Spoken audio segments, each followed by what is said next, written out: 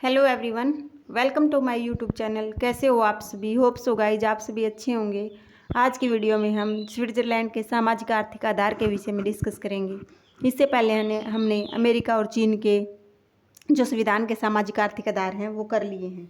यदि आपने वह वीडियो नहीं देखी तो चैनल पर जाके वीडियो को देख लीजिएगा, ठीक है।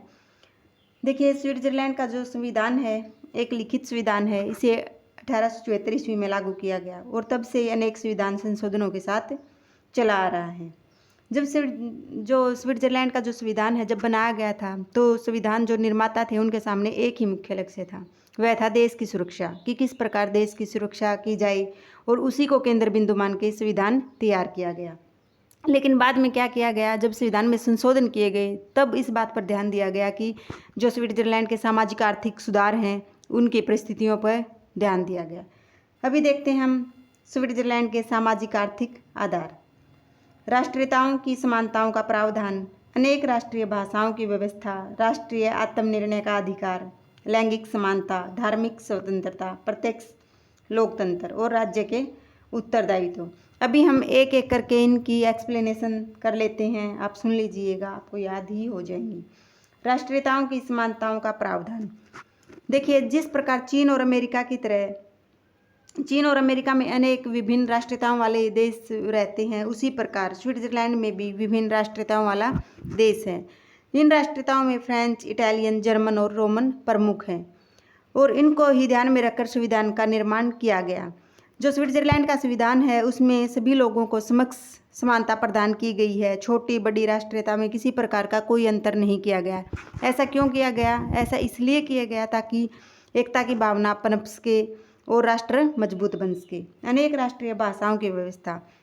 सभी राज्यों में क्या है, एक ही भाषा को राष्ट्रीय भाषा का दर्जा दिया जाता है ताकि राष्ट्र की एकता मजबूत बन सके। लेकिन स्विट्ज़रलैंड में ऐसा नहीं है। वहाँ क्या है, स्विट्ज़रलैंड के अंदर जर्मन, फ्रेंच, इटालियन, रोमन भाषाओं को राष्ट्रीय भाषा का दर्जा दिया गया है।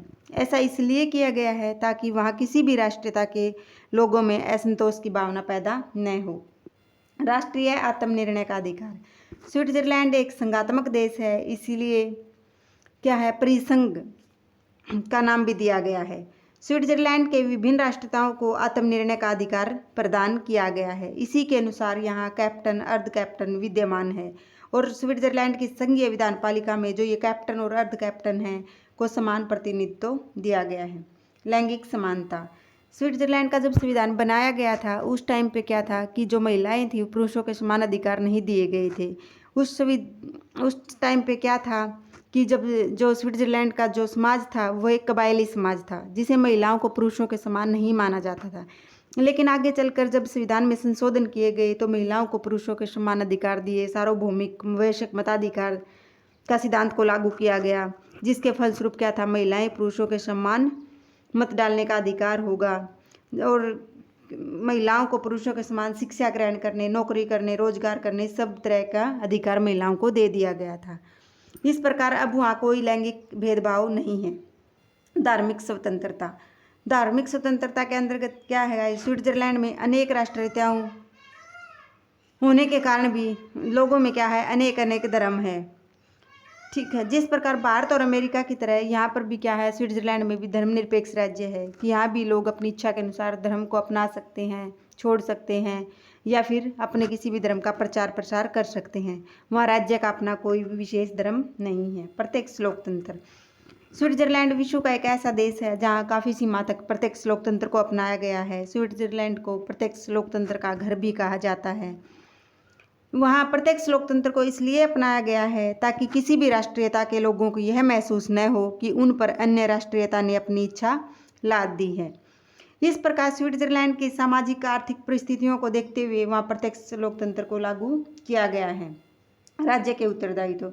स्विट्ज़रलैंड के अंतर्गत राज्य में के कुछ उत्तरदायित्व भी निर्धारित किए गए हैं, जैसे नागरिकों की सुरक्षा करना, सैनिक प्रशिक्षण देना, उनके निःशुल्क चिकित्सा सुविधा प्रदान करना, ये सब राज्य के कर्तव्य हैं और लोगों को रोजगार देना भी राज्य का दायित्व समझा जाता है।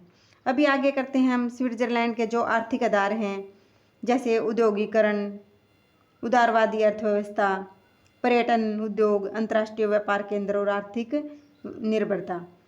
इसके अंतर्गत क्या है, औद्योगिकरण में देखिए, जब मैंने आपको बताया जब संविधान का निर्माण किया गया तो संविधान निर्माताओं के सामने एक ही मुख्य लक्ष्य था, वह था देश की सुरक्षा। लेकिन जब संशोधन किया गया तो उसके आर्थिक आधार और सामाजिक आधार को भी ध्यान में रखा गया। इसके लिए औद्योगिकरण को बढ़ावा दिया गया और जो देश अनेक देशों की कंपनियों को वहाँ पूंजी लगाने के लिए आमंत्रित किया गया। आज विश्व में क्या है, जो विश्व के बाजार हैं, स्विट्जरलैंड की घड़ियों और रेशम के लिए काफ़ी जाने जाते हैं।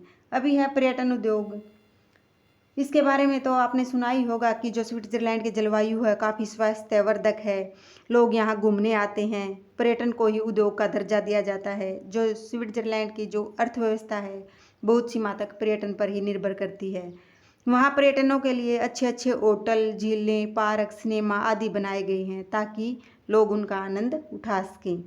उदारवादी अर्थव्यवस्था, इसके अंतर्गत क्या है गाइज, स्विट्जरलैंड में अन्य यूरोपीय देशों की भांति अर्थव्यवस्था खुली अर्थव्यवस्था को अपनाया गया है, अधिक से अधिक ताकि निजीकरण को बढ़ावा दिया जाए, नागरिकों को अपनी व्यक्तिगत संपत्ति बनाए रखने, उसको बेचने और पूर्ण रूप से उसको अपनाने, बेचने, कुछ खरीदने बेचने की पूरी तरह से क्या है, स्वतंत्रता है। अंतर्राष्ट्रीय व्यापार के अंदर उदारवादी अर्थव्यवस्था के अंतर्गत है कि व्यक्ति अपनी जो निजी व्यक्तिगत जो आय है उसको बेच भी सकता है, रख भी सकता है, सब कुछ उसको खुली छूट दी गई है।